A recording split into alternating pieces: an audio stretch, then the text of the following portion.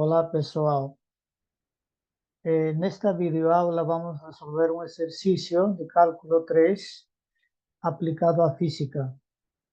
A questão diz o seguinte: considere uma lâmina superficial em forma de um paraboloide de revolução S, definido por C igual 1 menos x quadrado menos y quadrado, localizado por cima do plano XY. Esta superfície tem densidade de massa gamma avaliada no ponto XYZ de S igual a essa raiz quadrada. Determine o momento de inércia desta superfície em relação ao eixo C. Perceba de que este paraboloide de revolução passa pelo ponto 001. É fácil perceber que se você dá valor x0, y0, substitui aqui C vale 1, isto é, a altura da superfície S é 1. Portanto, o vértice deste paraboloide é o ponto 001. Inclusive, dá para ver de que conforme nos afastamos da origem de coordenadas, XY vai aumentando, isto vai ficando mais negativo, então a altura dos pontos da superfície S vão ficando cada vez mais negativos.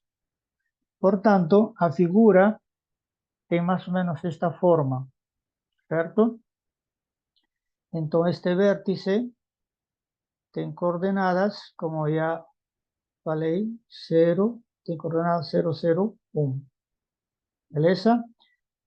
Essa superfície S vai se estendendo infinitamente para baixo, mas ele é cortado no plano XY.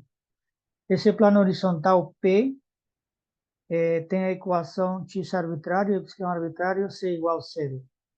Portanto, dessa forma estamos definindo esta circunferência C, que é a intersecção do paraboloide S com esse plano horizontal P. Certo? Essa seria a borda da nossa superfície S. Muito bem. Em física, se nós temos uma massa pontual, certo?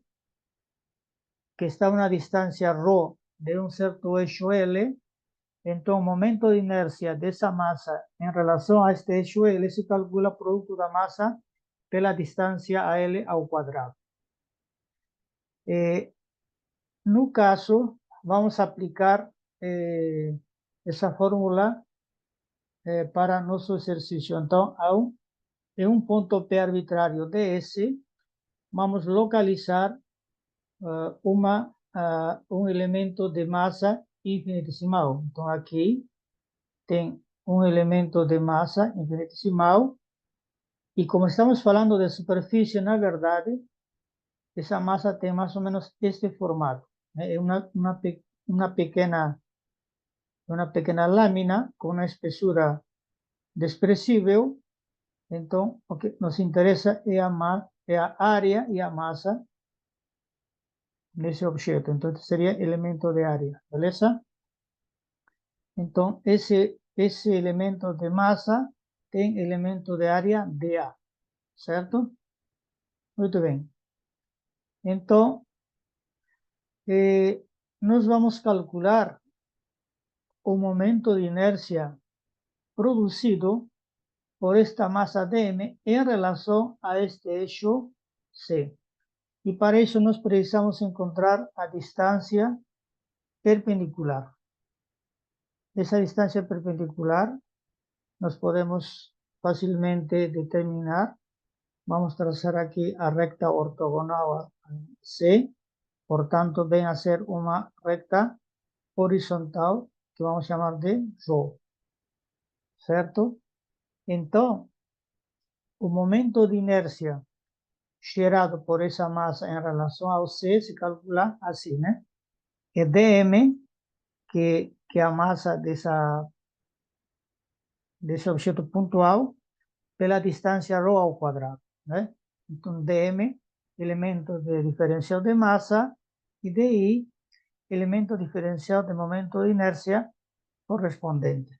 Beleza? Muito bem. Então, nesse momento, também podemos pensar assim. Em P, ok? Em P, eu posso definir densidade local como dm sobre dA. Já que estamos falando de uma superfície, essa é uma densidade superficial de massa, e a partir daí, imediatamente, dm igual a densidade por dA. Ok?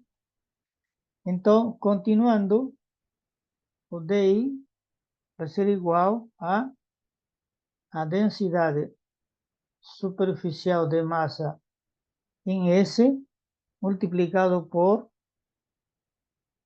dA, ¿está certo? Elemento de área multiplicado por ρ quadrado. Ok? Então, nesse momento, nós precisamos saber qual é a fórmula de A. Como se calcula o elemento de área nesta superfície S? Nós sabemos que para calcular elemento de área de uma superfície arbitrária S que está dentro de R3, nós precisamos parametrizar esta superfície. E uma parametrização natural é utilizar as próprias coordenadas cartesianas do seguinte modo. Estamos considerando P de coordenadas x, y, z, em que c é a altura relativa ao plano x, y, e esse ponto nós podemos descompor em uma componente ao longo do x e uma componente ao longo do y. Então, nós podemos pensar desta maneira.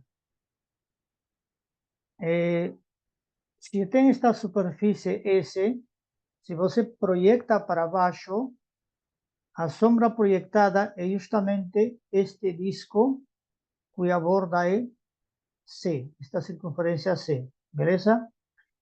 Então, eu posso associar a cada ponto desse disco um ponto da superfície S.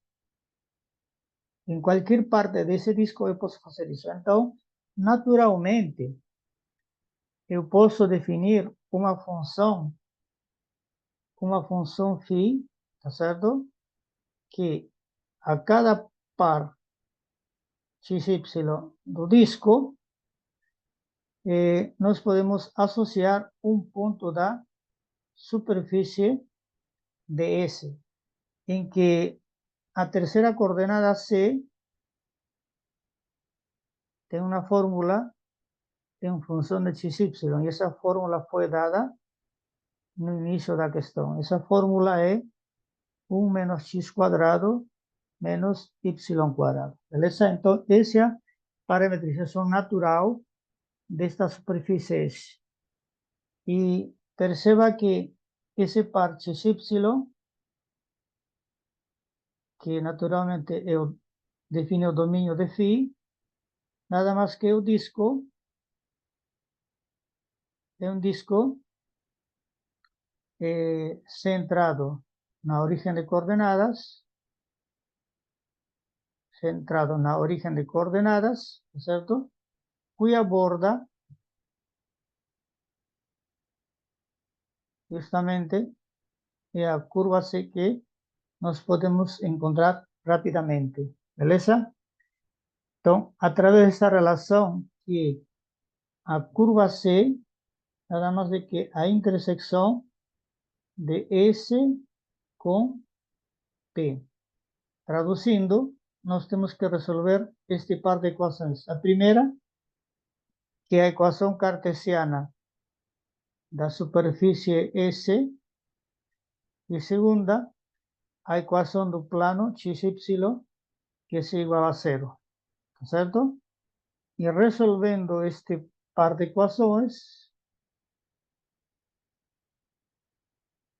Resolviendo, es fácil perceber que tenemos que 0 igual 1 menos x cuadrado menos y cuadrado. Esto es 1 igual x cuadrado más y cuadrado, que fácilmente da para perceber que se trata de una circunferencia como ya era esperado. Esta es una circunferencia, ¿ok? Esta es una circunferencia, inclusive, cuyo radio vale 1, ¿cierto? Muy bien. Entonces, en base a esta función vectorial a dos parámetros, nos vamos a encontrar o elemento de área arbitrário na superfície S, o paraboloide de revolução. E a fórmula é a seguinte, né? Nós sabemos que a fórmula é esta, né? Dado uma superfície arbitrária, o elemento de área aqui, né? Em S, se calcula basicamente assim. Você deriva essa função vectorial em relação a um dos parâmetros, produto vectorial deriva esa función vectorial en relación a otro parámetro y completa colocando los diferenciais de ambos parámetros. ¿Beleza? Entonces, es que nos vamos a hacer. Entonces, rápidamente nos podemos encontrar aquí a derivada parcial de phi en relación a x, ¿eh? Aquí expresión aquí de cima, ¿cierto? Ok. Ya va a ser aquí un poquito. Un minuto. Pronto. Entonces, derivada parcial en relación a x de esta expresión sería derivada de x en relación a x vale 1. Aquí a derivada vale 0. Y aquí a derivada vale 2x. En forma similar, derivando en relación a y a misma función phi. Aquí sería 0, aquí sería 1, aquí sería menos 2y. ¿No es cierto? Por tanto, nos ya podemos encontrar ese producto vectorial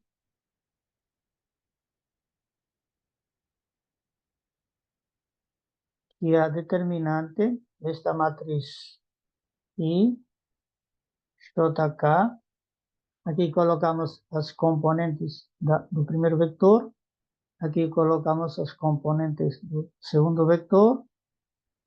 Y aplicamos el método de cofactores. ¿Cierto? Escogiendo esa primera línea como línea pivot. ¿Cierto? Entonces sería I multiplicado por la determinante de esta submatriz, que va a dar menos 2x menos j. Esto eliminé esa línea y esa columna, entonces lo que sobró es este. Entonces sería menos 2y menos 0 menos 2y. Finalmente, k, de la determinante de su matriz eliminando primera línea, tercera columna, esa parte aquí, cuya determinante vale 1. Por tanto, rápidamente nos podemos calcular con módulo de ese vector, aplicando teorema de Pitágoras. Simplemente va a ficar 4x cuadrado, 4y cuadrado, más 1. ¿Beleza?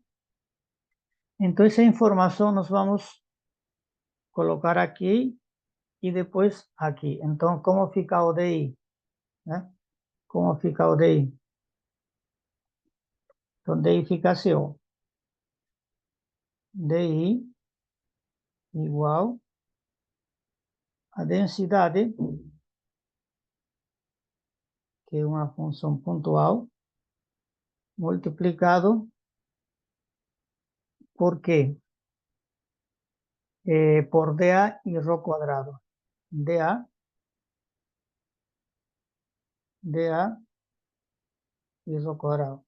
Sustituindo a densidade de una expresión que fue dada, que está aquí, ¿ok? Que también sería raíz cuadrada, 4x cuadrado, 4y cuadrado, más 1. O dA, que sería esta expresión que acabamos de calcular, ¿cierto? multiplicada por dx de y, tá? Então, lembre que essa parte é o dA. E aqui vem o ρ quadrado. Mas presta atenção ao seguinte. Nesta figura, o ρ é a distância de P ao eixo C, que naturalmente é uma distância horizontal, já que C é vertical. Só que esta figura aqui que estou apontando é um retângulo.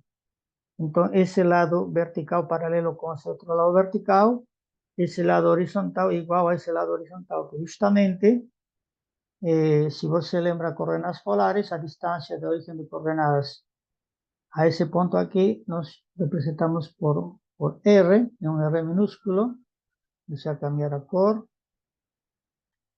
R, tá certo? E este ângulo é o ângulo θ, que é o ângulo formado por este radiovector com o eixo X, tá certo?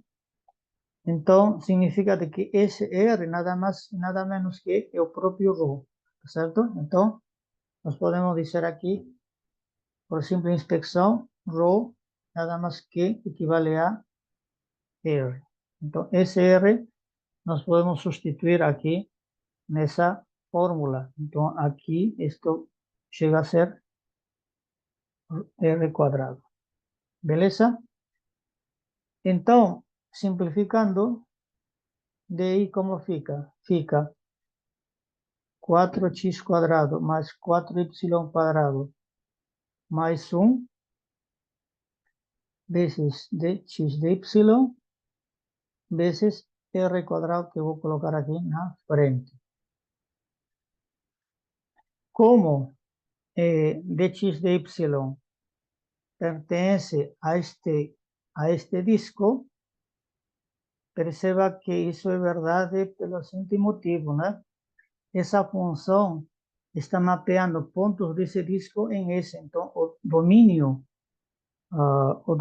desta função é o disco, né? Esse disco aqui, cuja borda é aquela curva verde, certo? Então, dada a geometria circular desta região, nós vamos transformar esta expressão em coordenadas polares. Portanto, se você lembra, temos esta fórmula de transformação. Inclusive, en coordenadas polares, esta expresión de elemento de área se va a transformar en R de θ. Por tanto, de ahí, ¿cómo fica?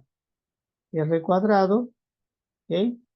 Si você sustituye esta expresión aquí, va a ficar 4R cuadrado más 1, y aquí R de θ, que es el elemento de área en aquella región circular, ¿está certo?